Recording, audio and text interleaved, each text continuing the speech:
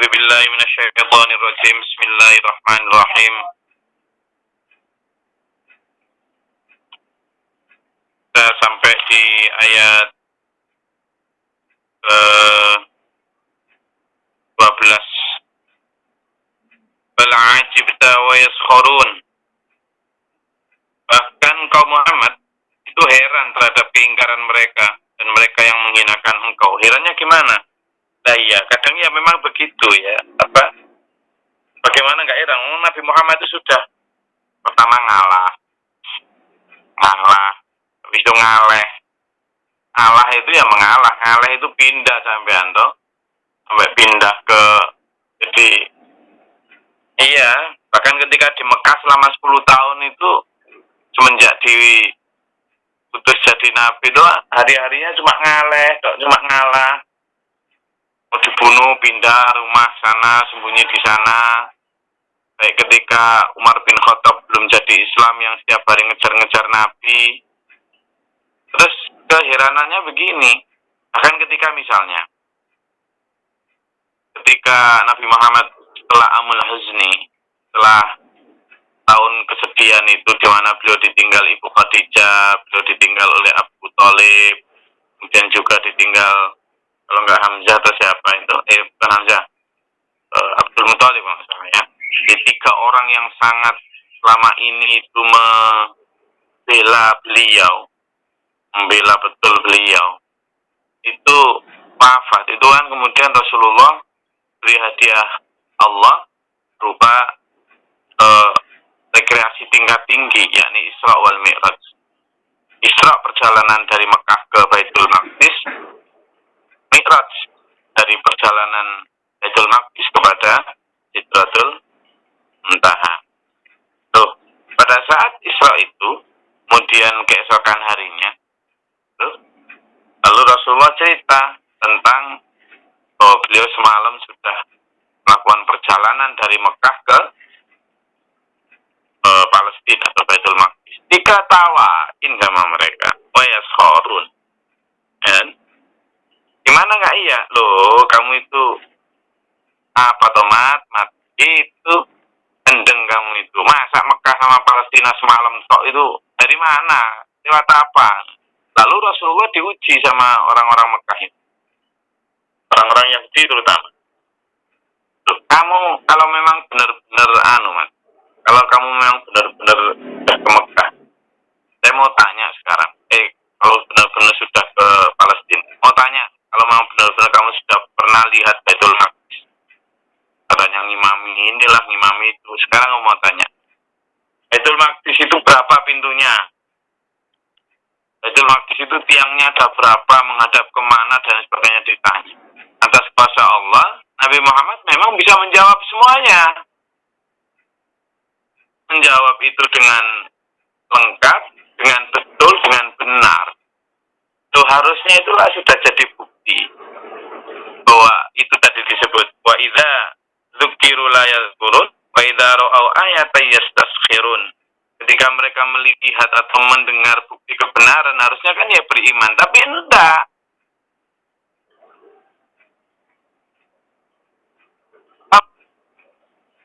Qalu hadza illa sihrun mubin. Ketika udah tahu kebenaran, udah lihat, oke, berarti Nabi Muhammad ini benar-benar ke sana, kok bisa tahu jumlah tiang, jumlah pintu, harusnya kan ya beriman. Benar berarti. Enggak.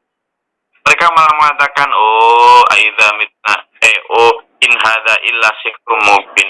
In tidaklah hadza, apa yang disampaikan Muhammad itu sihir, berarti Muhammad itu berarti penyihir. Begitu kan dulu.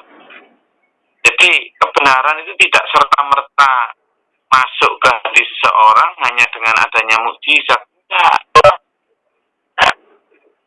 Jadi itu mukjizat besar itu. Gimana Rasulullah bisa berjalan atau melakukan perjalanan itu dengan kecepatan cahaya, itu sesuatu yang bahkan sampai hari ini pun teknologi paling canggih belum mampu kecepatan cahaya itu. Sekarang pesawat paling banter, paling cepat pun baru 4 kali kecepatan suara, kecepatan cahaya. Kecepatan suara.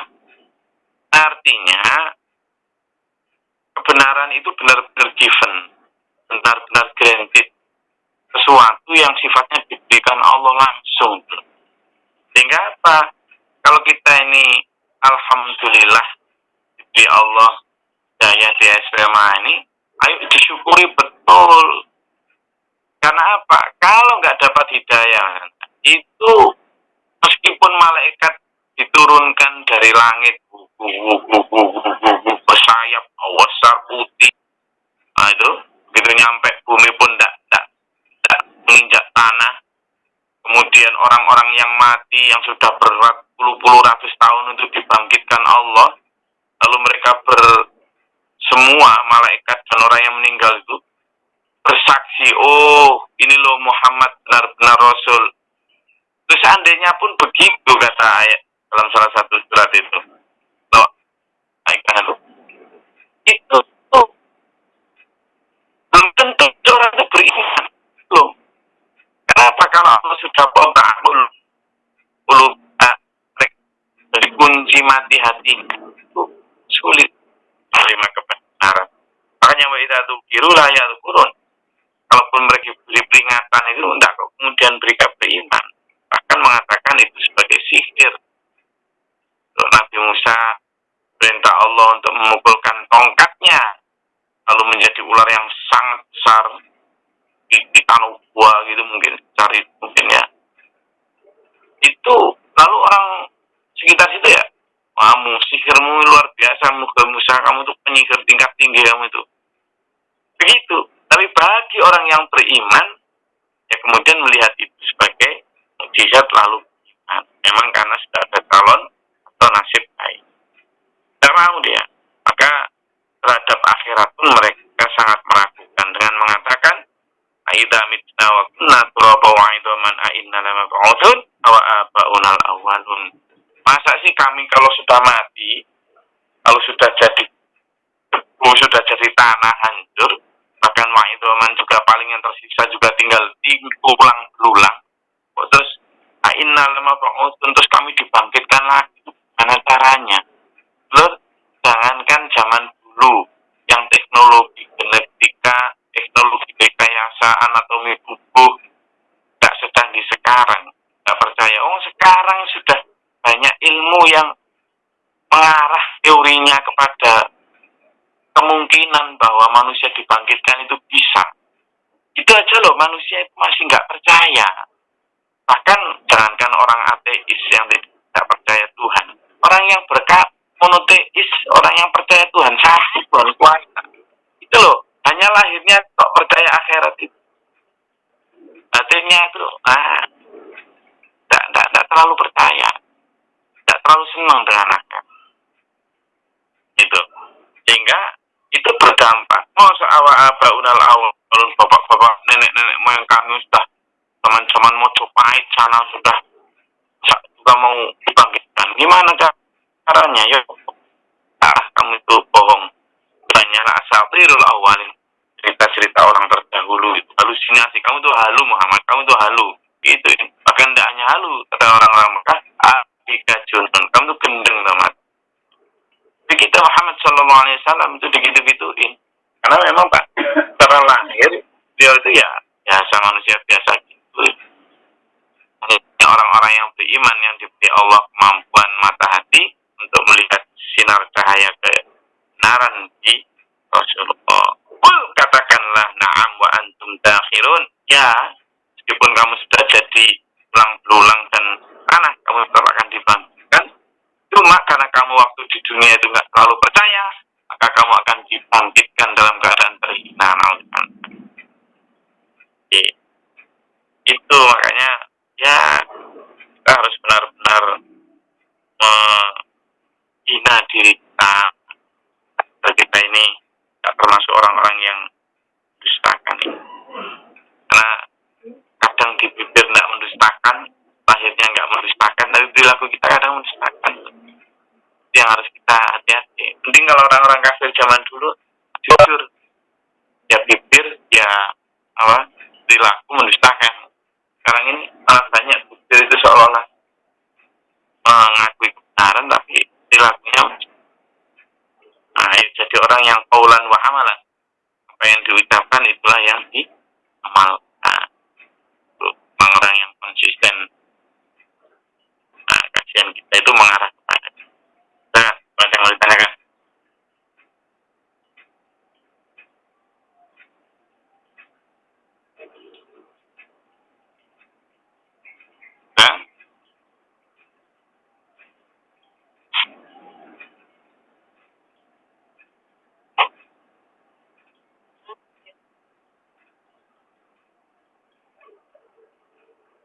Sampai mana ini Mas Bayu, Mas Bajarno, perjalanan? Sidoarjo, Gus. Mampir di tempat saudara nih. Oh, saya juga insya Allah ini nanti berangkat untuk ekspedisi 3 pulau ini. Saya sempatkan jam 7 ini nanti bisnya kita berangkat pagi ini, insya Allah. Kemudian nanti pas di jalan juga sinyal bisa tetap terjangkau sehingga kita tetap bisa ngaji. Nah, saya bawa peralatan lengkap ini, tripod, lighting, semuanya tak bawa ini. Satu tas khusus sendiri, beli tas hanya untuk bawa apa ini, alat-alat tripodnya aja berapa ini, ada 5 atau berapa ini. Kalau lighting apa segala macam ya kayak orang punya gawe gitu. Satu tas besar susah dipegang hanya untuk peralatan ini biar bisa tetap ngaji, karena harga dari pahala yang didapat ngaji itu luar biasa. Jadi hanya sampai nanti kalau nanti di jalan mudah-mudahan ya tahu dia apa nanti ya asik ya. Jadi saya sama kayak lihat film tapi ya dilihat sambil ngantuk-ngantuk gitulah. Oh, ada yang tanyakan, silakan. Topik yang agak berbeda nggak apa-apa, silakan.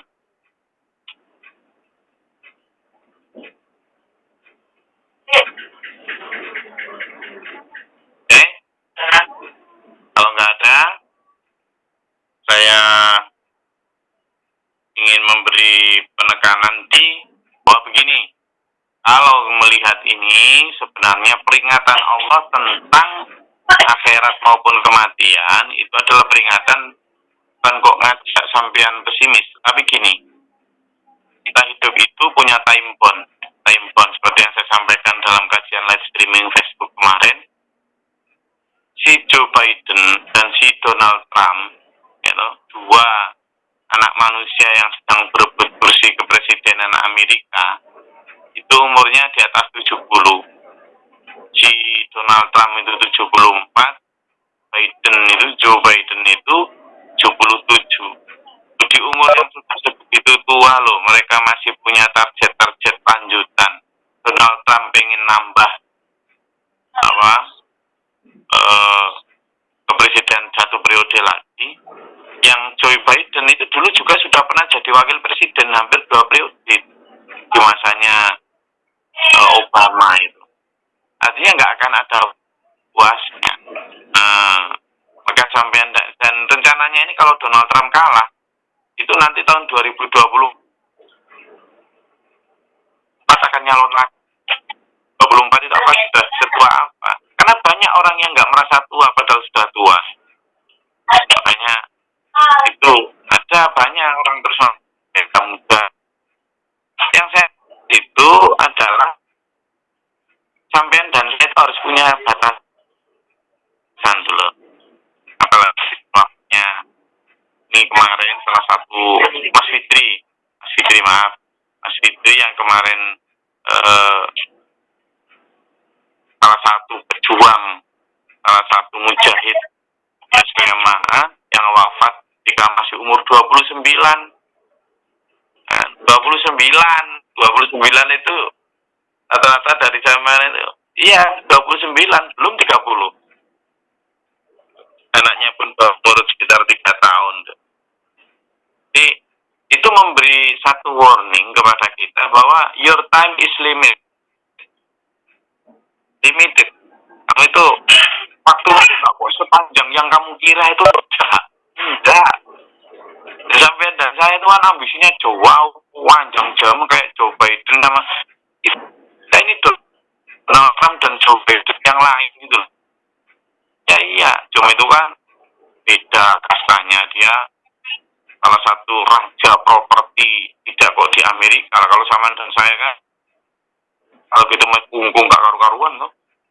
Nah, ini coba si Donald Trump ini seringnya ya beli pulau di negara gitu dia. Di Donald Trump ini ya gedung pencakar langit di Manhattan sana itu ya yang waktunya, itu pun masih kurang. Nah, gitu loh. Nah, sampean dan saya ini harus memiliki batasan umur ya. Batasan umur itu nggak kok ngajak mati, tapi jangan sampai punya rencana yang melebihi 63 tahun. 63 karena ukuran Rasulullah. Jika pun diberi Allah bonus lebih dari itu astagfirullahaladzim. Tapi kita masih jauh dari garis finish. Finish hidup luar biasa. Kenapa? Karena harus sampai garis finish dengan baik. Kita tuh lomba lari dan harus mencapai garis finish jadi yang terbaik. Nah, ternyata garis finishnya itu sudah kelihatan di depan. Berarti kita hidup ini harus semangat betul, nggak boleh ada waktu nganggur untuk kebaikan. Kalau untuk keburukan, kita harus benar-benar memastikan papan kehidupan kita ini bebas dari catatan dosa. Berarti kan kita ini ya balapan ngamal, ya balapan minta ampunan. Semangat tanpa henti gitu loh. Kalau punya batasan waktu itu. Ibaratnya sampean ini dan saya ini sedang ada di kelas, lalu sedang semesteran. Nah, di semesteran sampean dan saya ini dikasih lembaran soal. Di paling atas lembaran soal itu mesti ada waktu, gitu toh. 120 menit, 100 menit di bagian sekolah ya. Itu ada 120 menit. Terus kita lihat jumlah pertanyaannya misalnya ada 60. Biasanya 40 multiple choice, terus kemudian sekitar 11 sudahnya itu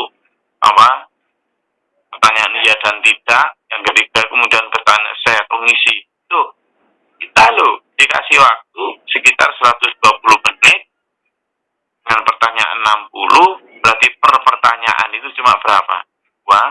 2 menit. Maka kita ini menyelesaikan ujian-ujian hidup kita ini harus semangat itu. Kita selalu menoleh jam. Kita juga gitu. Sebentar itu ditoleh sama siapa? Malaikat Israel itu 70 kali dalam sehari. Malaikat Israel itu datangi kita itu. Itu sebenarnya kayak kita noleh jam pada saat ujian. Itu. Kenapa? Karena kita ini berbatas waktu.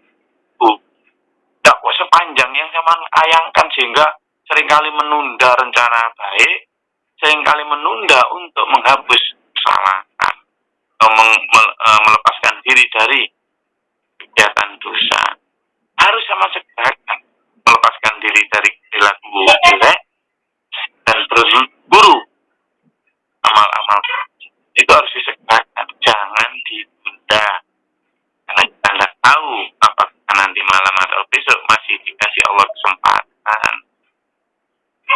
Begitu dulur, sehingga ayo aimbon, artinya kita itu harus kita rencanakan jadi serinci mungkin supaya jelas itu tumpukan paling terakhir jelas. Saya mau mengerjakan ini, arah saya adalah ini. Itu. Ya. Rasa itu yang bisa saya sampaikan, mudah-mudahan bermanfaat. Saya Allah meridhai kita semua. Ya, kita juga minta doa agar